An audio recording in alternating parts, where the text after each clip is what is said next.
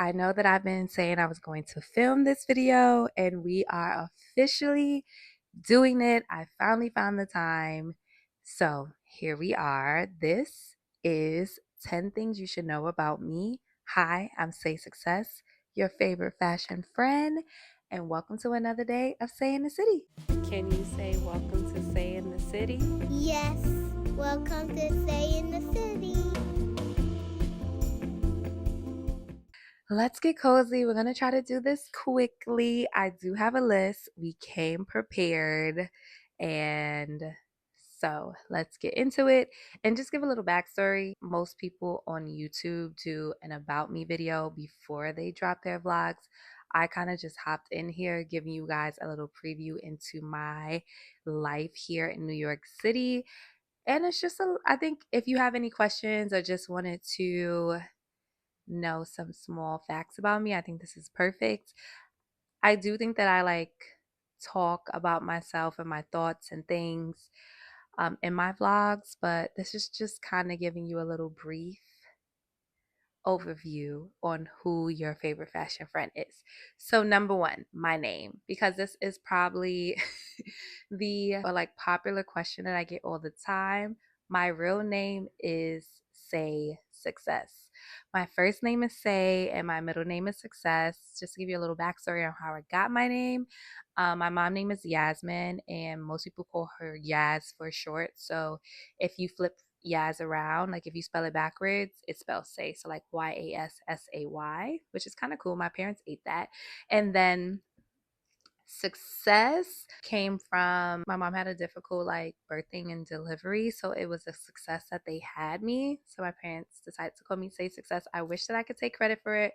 Most people think that it's like an alias or a nickname or a stage name. No, it's my government name. Number two, I'm from Harlem, the best borough in New York City. Yes, Harlem is a borough. Debate your mama on that. I'm born and raised in Harlem. I love being from Harlem. I hope you can tell that I'm from Harlem. We're a small but mighty place. So we have a lot of legends and history here. So I just think it's very special. Number three, I am also a Howard Hottie. You can tell. HU, you know. I graduated from Howard University in 2015. I know that I look like I am 21, but I am actually 32. Going to Howard was amazing. I pray if and when I have children that my children will also go to Howard. My older sister went to Howard. So I kind of followed in her footsteps, and it was one of the best decisions that I made. I made my like I call them my for lifers. Um, there, Howard is just such a special place. If you are young and deciding on where to go to school, I would definitely do a college tour, try to visit for a weekend just to see because highly recommend. Number four, an unpopular opinion. I don't like people to say good morning to me. I do not. I'm not a morning person. I truly think that like the whole 5 a.m. thing is what's the line from Real Housewives of Atlanta? The scam that Todd came with or whatever. If you watch Real Housewives of Atlanta and you know like the OOG game, you'll get it. In my perfect world, I would wake up at 10 a.m. every day in silence, stretch, do a prayer, journal, eat breakfast. Like I am someone that needs to just like ease into the day. I also didn't grow up in a household where we said good morning and not in a rude way, but I just feel like everyone kind of woke up and just did what they had to do. I don't think anyone in my house is really a morning person. And all my friends know this about me that I don't like to say good morning. Like when we stay together on trips, 9 times out of 10 people will text like, hey, good morning, like, are we up yet? Because they know that I need to like ease into the day. And it was weird, and it's not to be rude, but it's just something that I don't need, and I don't find it like insulting at all. We're at number five. I filmed the last 10 and my head was cut out of the video. I'm just saying this because for people that are filming content, you understand how annoying that is. This reshooting is annoying. So I hope I'm in the frame. So I'm gonna test and come back because I'm hungry and I don't feel like recording this again. Number five. What is number five? Who would I trade closets with? So, as a fashion girl, as a fashionista, if I could trade closets with anyone, it would be Sarah Jessica Parker slash Carrie Bradshaw. And I know that Carrie Bradshaw is a fictional character, but I believe that Sarah Jessica Parker was able to keep some of the clothes and like has an archive. But as someone who grew up loving Sex and the City, I still love Sex and the City. I will rewatch the series every year. I just feel like her aesthetic, vibe, and just like style really matches my style. I am the queen of the overdress. I want to live in a ball gown and heels. I want to be in a tulle dress and a Manolo Blahnik in a cute top, a crop top, or whatever, going to brunch or lunch at 12 o'clock on a Wednesday because it makes me feel good. And the girls that get it, get it. Yeah, if I can trade closets with anyone, it would be her. Number six, if I could describe myself in three words, it would be vibrant, visionary, and bold. I am someone that has always had a big personality. Anyone who has known me since a child would say that as well. I feel like I came into this world like it's been waiting for me. Let's go. I am an extrovert. I love to talk. I can talk to anyone. And like my goal in life is like to be a light. Like anyone that has an interaction with me, I want you to leave me just feeling like lighter, like you can do anything. I want to be a light in this world. So I think vibrant is a great way to describe me. I definitely do think that I'm a visionary. Like from young, I've always had such just like a crazy imagination and also like a vision on like what my life could be like. I'm always like thinking ahead and have a foresight. Like I see the things and not like in a weird way, but like I could really like paint a picture and ideate and like manifest things. I hope that makes sense. And bold, yeah, I have a very bold personality. I don't want to say that I don't have shame because I do. Everyone should have shame. Shame saves you from out here not crashing out and looking crazy. But I also don't care. I don't care if that means that like I'm gonna miss out on an opportunity. Like I don't allow my anxiety and nervousness of like shame or maybe of like not looking cool or of what other people think get in the way of like what I ideally want. Like if I want something, I am going after it and nothing and no one's going to stand in my way. Not even myself and my own feelings. And I've always been that way. Like I've never been scared to like speak up or speak up for others. I'm not scared of attention. I ideally want the attention that I curate, but like I'm not scared of attention. I'm like, I want to be in the front. I'm going to raise my hand first. I'm going to speak out. Like, see me.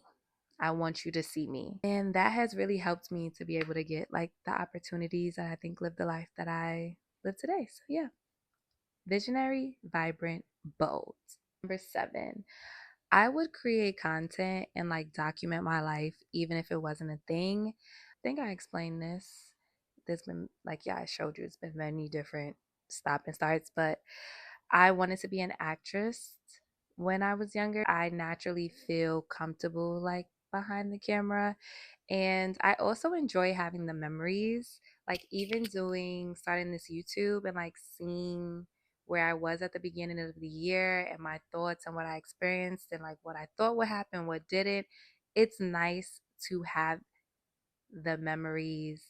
I tell people all the time, like, even if you don't share it, if you don't post it, take the pictures, take the videos, because when you're older, you're gonna wanna remember like what your 20s and your 30s and your 40s, your 50s look like. And like your kids are gonna want that, or like your nieces and nephews, or if you have younger siblings or cousins, it's nice to document it. So do it. And like, even if this doesn't become a thing, I probably will still be getting dressed and taking pictures of my outfits and taking videos because it truly brings me joy. Like I said, I see this as more storytelling than like content creation.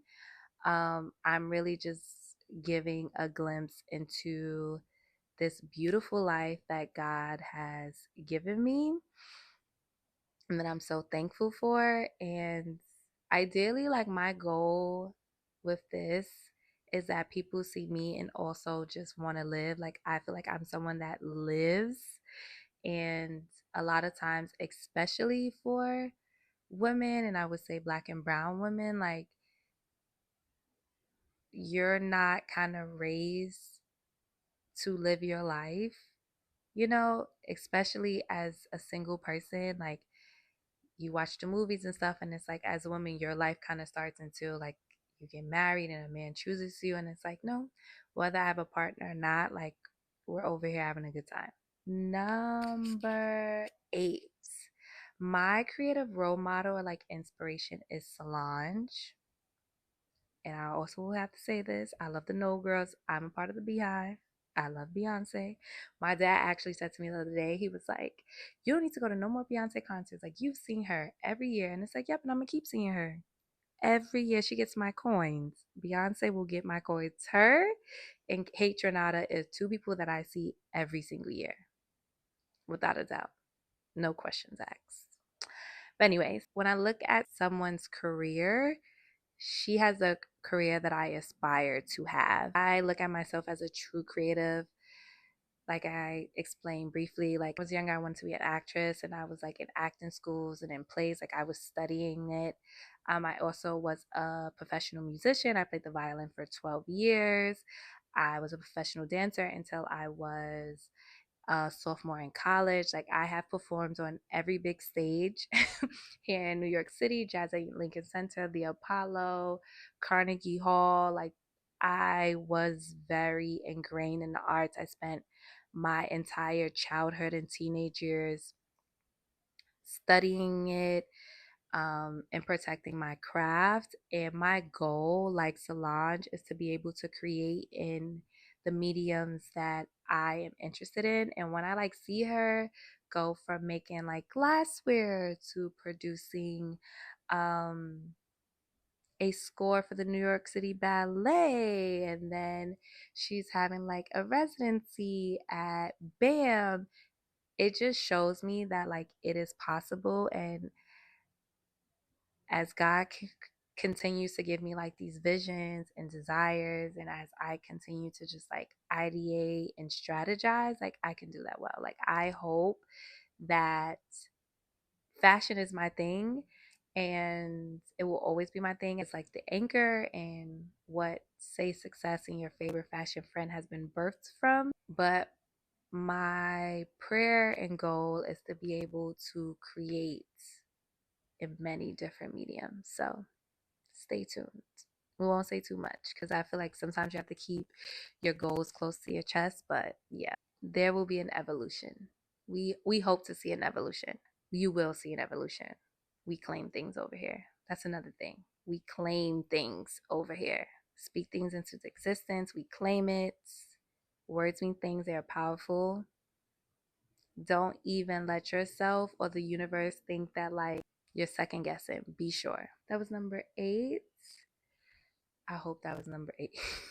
Number 9, I am a huge advocate for therapy. I have been in therapy for the last 4 years.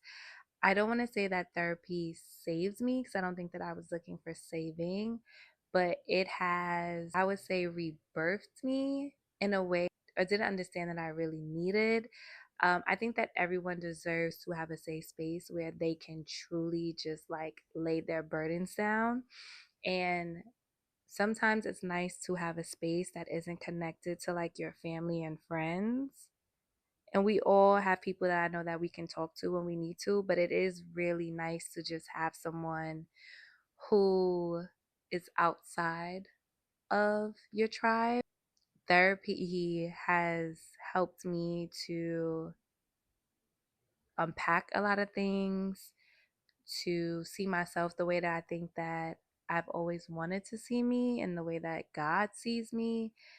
My therapist has shown me just such a grace and kindness that I think that I now, which I don't think I always was the best in, extending that to like other people and most importantly to myself. Like, no one can read me like me. I am my worst critic. When I say no one can read me, like no one can read me like me. Like, I'm so hard on myself. And I've watched how just kinder and softer I've become with myself and how better I am at speaking to myself and others. It's just been great. If you've been thinking about getting into therapy, I would say try it. And therapy can look like different things. Like, you can go to group sessions. It can be um, I'm someone that is spiritual. So like if you go to like a men's group or a women's group, I think it's important to sit down with someone who is licensed, who's went to school and who has the skills and who has the capacity to really help you work through the things that you need to work through. Excuse me. Or just to speak to, like, sometimes my therapy sessions are really heavy and sometimes my therapy sessions are just light and fun. But what I love about my therapist is she always asks me like, what do I need? And I think that that has helped me to always check in with myself to just see like, what does my heart and my spirit and my body needs? And that practice alone just helps me outside of therapy. So yeah. The same way we take care of our bodies, we also need to take care of our minds and our hearts. And especially as a Black person and a Black woman, I know that that isn't something that is a priority, and you're not taught to really care about your feelings, but you should. And I also understand that it is a luxury to be able to care about my feelings, because when you are in survival mode and you have to get stuff done, how you feel is so irrelevant. But if you do have the opportunity to be able to tend to those parts of you, you should. And even if it's not through therapy, like when I'm home on my remote days, I start my days with yoga and meditation. You can just do something for 5 minutes, even if you take 5 breaths, calming your nervous system and just like slowing down your heartbeat is really important because you need you. Like they tell you on the plane, like put your oxygen mask first before you put on someone else. Like it's really important. If you're not well, the people around you are not going to be well. So, like, really take care of you. Number 10, which we're hoping it's number 10, uh, a quote that I live by is patience for the things that take time. I have it tatted on me. Here's another thing to know about. I am someone that loves tattoos. I have a few of them. That's neither here nor there. But yeah, a quote that I live by is patience for the things that take time. My friends probably have heard me say this to them all the time. I think it's just true. Like the things that are worth it and meaningful and the things that you want to last long are the things that was made with intentionality and not in a rush. And I know right now we're in a very much like it should have happened yesterday type of season in the world. And especially as someone who is in the process of like slowly becoming an entrepreneur and building businesses, I am like, okay, I planted the seed, God. I did what you said. I want to see the harvest tomorrow, and that's just not how it works. So right now I'm really like constantly reminding myself and using living by my quote because it kind of helps me to not get ahead of God and not rush the process, which I think is extremely important when you are building things that you really want to last. I think it also reminds me, which I'm not someone that's there yet, to enjoy the journey because for me, I'm so goal oriented and like focused and I'm like, oh, I need to get to this destination and I'll do the work. But to me, the work is not enjoyable. And the story that you tell is like the journey that you took to get to point A to point B. So, yeah, that's the quote that I live by. Yeah, these are 10 things that you should know about me. I'm so happy that I was finally able to film this video. it wasn't easy filming this, but I'm so happy that I filmed it. I hope that this has given you more depth and texture in regards to your favorite fashion friend. Side note, if you like the merch, let me know. You can definitely get it. Let me know in the comments if any of the facts that I shared about me also is something that resonated with you or that you would claim is a fact of yours as well. I will see you next in the October vlog, which this month has been really fun. And I would say fun at a pace that is great for me right now because I am trying to slow down. But yeah, this is me. This is another episode of Say in the City. As always, I'm your favorite fashion friend, Say Success, and I will see you next time. Bye.